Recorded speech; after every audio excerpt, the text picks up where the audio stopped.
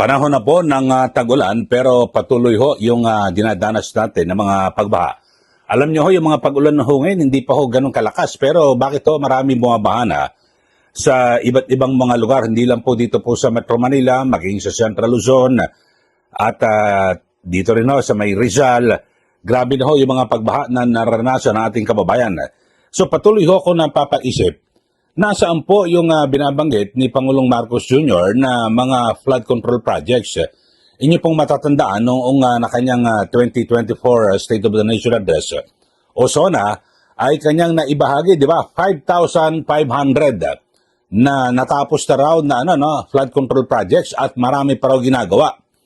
Pero mag-iisang taon na, alam nyo, sa July 28 ay muling magsasagawa ng State of the Nation Address sa SONA ang Pangulo. Ano naman kaya ang babanggitin niya rito? Siguro ito, para po sa kalaman ng ating mga viewers, ay babalikan ko lang ho yung naunang talumpati ni Pangulong Marcos sa kung saan ay sabi niya, naku, dami na raw ng mga ginagawang hakbang ang kanyang administrasyon para mapigilan itong matinding epekto ng mga nangyayaring pagbaha o mga bagyo dito po sa ating bansa. Panoorin po ninyo para magkaroon po kayo ng ideya at aabangan ho natin sa kanyang muling SONA sa July 2028 o sa July 28, 2025. Ano nang mangyayari?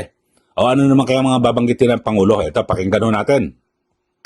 Nagtatayo tayo ng mga mahalagang infrastruktura na magsisilbing proteksyon at sentro ng koordinasyon, lalo na sa aspeto ng paghahatid tulong.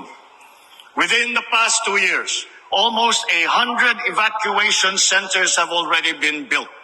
While in January of this year, we started the operations of our Disaster Response Command Center, which shall serve as a central hub for the government's disaster response efforts. Ngayon, sa pagpihit ng panahon, ang hagupit ng La Nina at mga matinding pag-ulan naman ang ating binabantayan at pinaghahandaan. Mahigit 5,500 flood control project ang natapos na at marami pang iba ang kasalukuyang ginagawa sa buong bansa. Ayun yung 2024 SONA po ng Pangulo ay binabanggit niya na natapos na 5,500 na flood control projects at marami pa raw ginagawa. Pero kung nyo pong mapapansin mga kababayan, yung mga binabaha sa nakarang taon, na binanggit niya na 5,500, na ang sabi niya, nagawa na ho na flood control projects, paulit-ulit pa rin ho na binabaha. Ano ba nangyari? Sa papel lang ho ba itong flood control projects or hindi kinakaya? Alam niyo ho, ngayon kayo mismo magpapatunay sa mga nakarang araw at ngayong weekend, yung mga ulan hindi naman ganun kalakasan Pero bakit bumabaha pa rin? Kasi dati ang kanilang alibay, rason hindi, sobrang lakas ng ulan, yung dami raw po ng buhos ng tubig ng ulan, kaya na parang nabulunan yung mga flood control project na yan. Pero ngayong weekend mga kababayan, wala ho, ang hina lang ng ulan, pero bumabaha pa rin. Bagamat hindi ganun kataas, pero ang nagtataka lang ho ako, bakit bumabaha? Ito, pakinggan natin yung ilang mga kaganapan ng ngayong weekend. Ito ho. Dahil sa patuloy na pagulan, binaha ang ilang lugar sa Central Luzon at iba pang probinsya bunsod ng masungit na panahon. Narito ang Agenda Weekend Report ni Ryan George.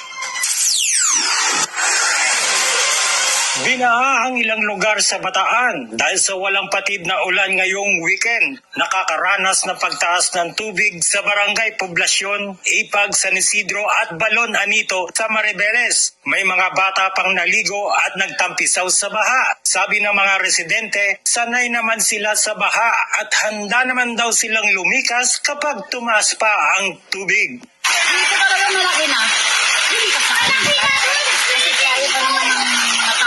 Ang lahat po ay pinag-iingat kasi po di natin alam kung ano yung banta na tumarating sa atin, anong lalim ng tubig. Sa mga bata naman na lumalangoy dyan sa atin kanina, nakita naman natin, siyempre nakakabahala. Baka magkaroon sila ng sakit na hindi natin alam, lalo na siyempre sa hindi ng taga, siyempre nakakabahala. Kaya mag-ingat po tayo na. Pinayuhan naman na maging alerto ang mga residente dahil pasok pa rin ang lalawigan sa yellow alert rainfall warning ng Pag-asa.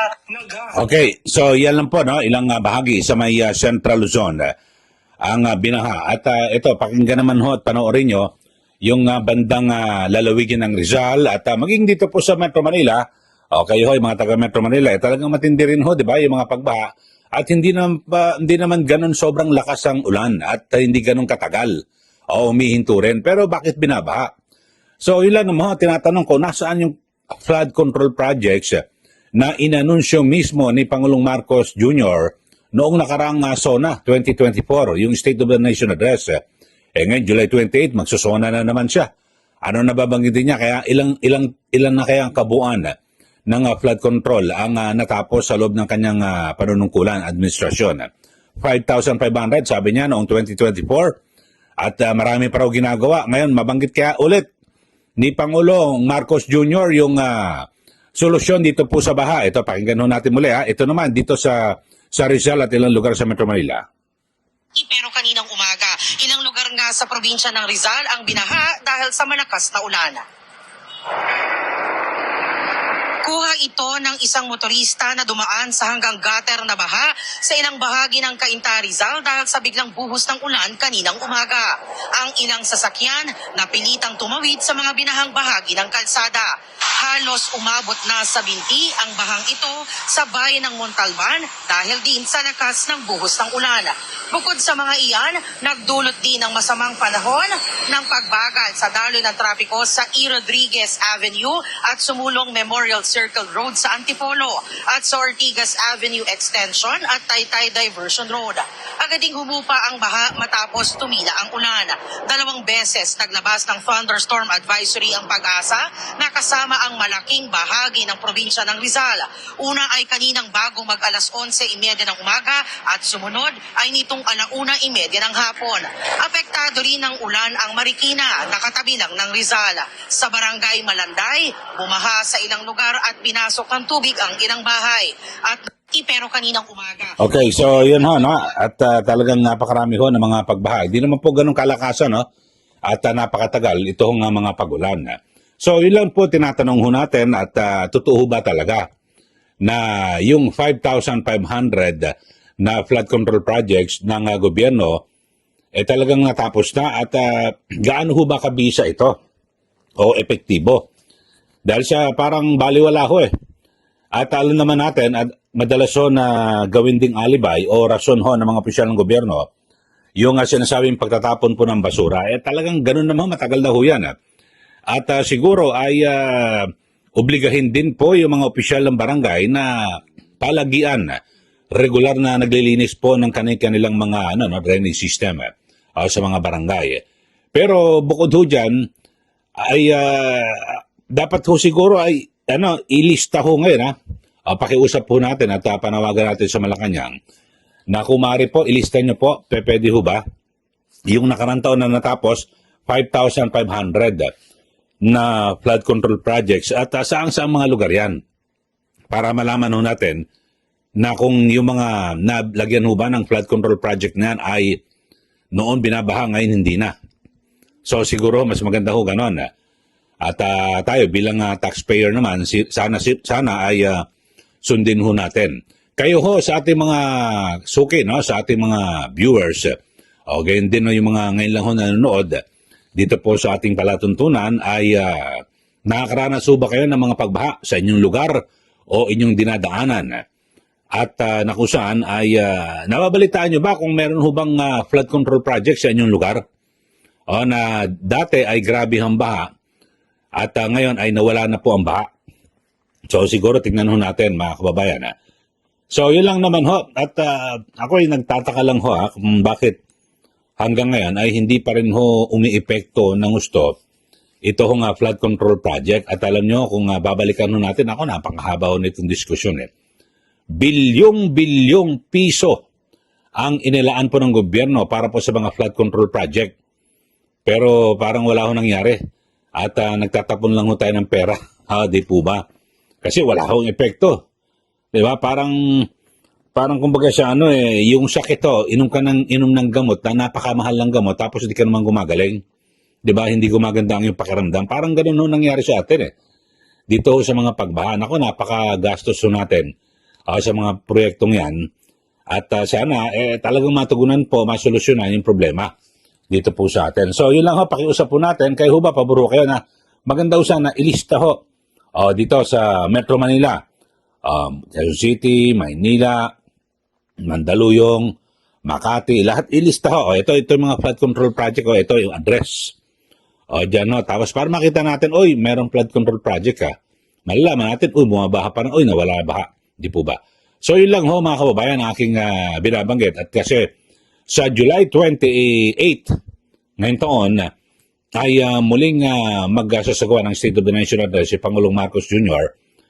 At parang ito ay pinakaulat sa bayan at kanyang sasabihin yung mga nagawa niya sa loob po ng isang taon at yung mga balak niya pang gagawin sa susunod na taon. So last year, sabi niya 5,500 yung flood control projects na natapos na. Pero tuloy pa rin ang baha. Sabi niya, dire-diretso lang daw ho yung mga proyektong yan. Bakit ngayon dire-diretso pa rin yung mga pagbaha? Hindi po ba? So, yun lang ho mga kababayan. At abangan natin sa kanyang zona kung ano naman yung mga sasabihin ng Pangulo na gusto ho tayong paniwalain. Hindi po ba? Ako parang pag nung binanggit niya ho 2024, sige tignan natin. Pero nung bumabaha, parang di na ako naniniwala sa 5,500. Nahanap ko kung nasaan bukod, kasi buong bansa ho yan Maging sa Bicol region, naku marami, Visayas, marami po mga lugar ang binabaha, maging sa Mindanao. So sana po, kwentas klaras po tayo, isa-isahin po nila at i-post po nila sa website ng gobyerno para malaman ho na ating mga kababayan kung saan yung mga proyektong yan at mahanap natin yung pera natin ng taong bayan. Sa mga bago lang po sa ating channel, huwag niyo pong kalimutan na mag-subscribe na po kayo at siyempre, i-like at i-share ito pong ating channel para lalo pa hong lumawak yung ating mga ginagawang komentaryo. Maraming salamat muli. Ito po si Ka Eli. Magandang araw po sa ating lahat.